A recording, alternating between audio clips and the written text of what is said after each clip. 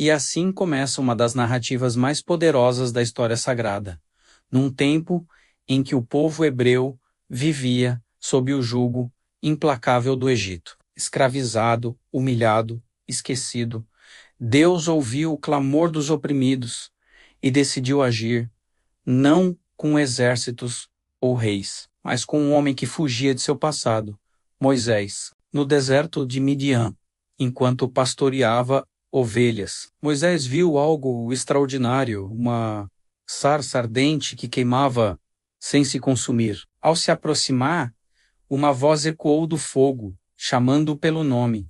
Era o próprio Deus revelando seu plano: libertar Israel da escravidão e conduzi-lo à terra prometida, uma terra que mana leite e mel. Moisés hesitou.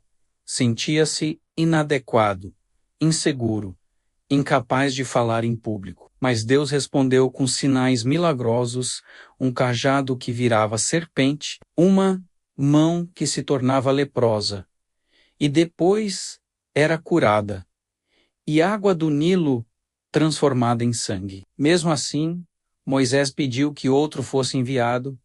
Então, Deus providenciou Arão, seu irmão, como porta-voz. E juntos enfrentaram o faraó. Moisés e Arão exigiram que o povo fosse libertado, mas o faraó endureceu o coração.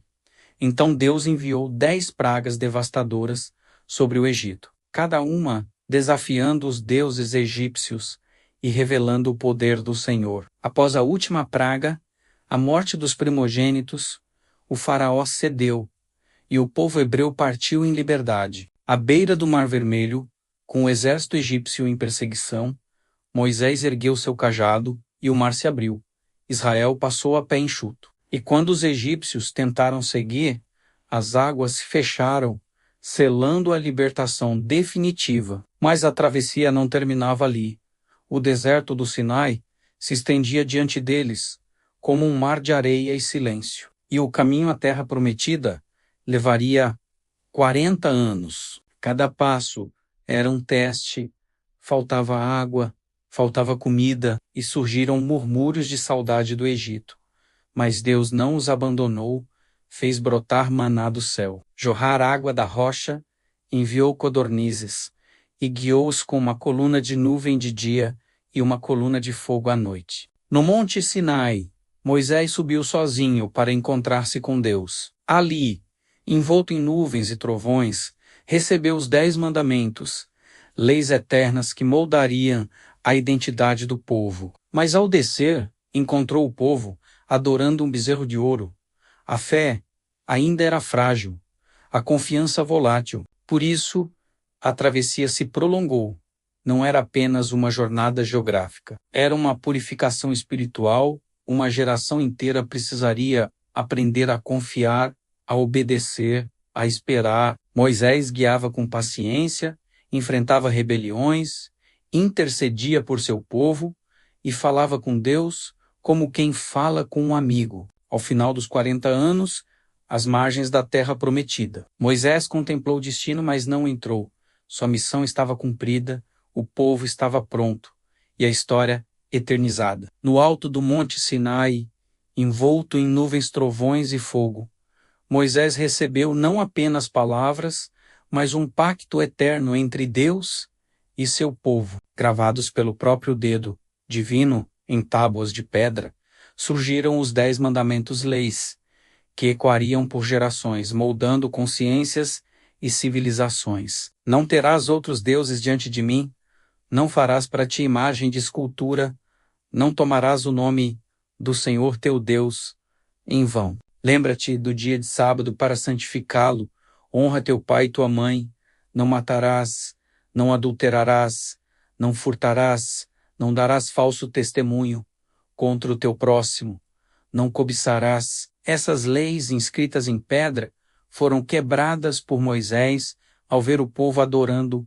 um bezerro de ouro. Mas Deus, em sua misericórdia, mandou escrever novas tábuas, reafirmando a aliança, mesmo diante da rebeldia. Quando Moisés desceu do monte, trazendo em suas mãos as tábuas de pedra, não trazia apenas regras, mas um novo modo de viver. Os 10 mandamentos tornaram-se pilares éticos, influenciaram o direito, a cultura, a moral e até hoje ressoam como um chamado à consciência. Na formação do Ocidente, os mandamentos foram incorporados às leis civis e penais.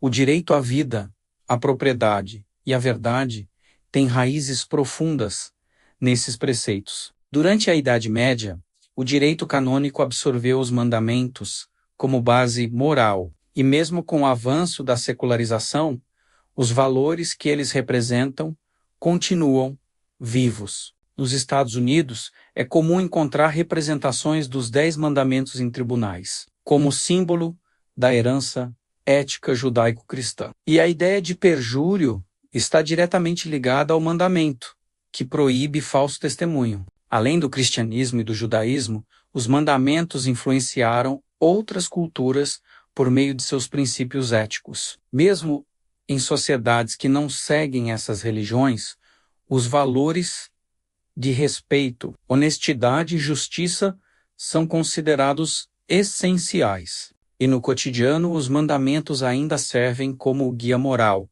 Pais os usam para ensinar limites e respeito. Educadores os citam como base para a ética. E mesmo em tempos de crise, eles oferecem um norte, lembrando que a verdadeira liberdade não está apenas em sair do Egito, mas em viver com propósito e integridade.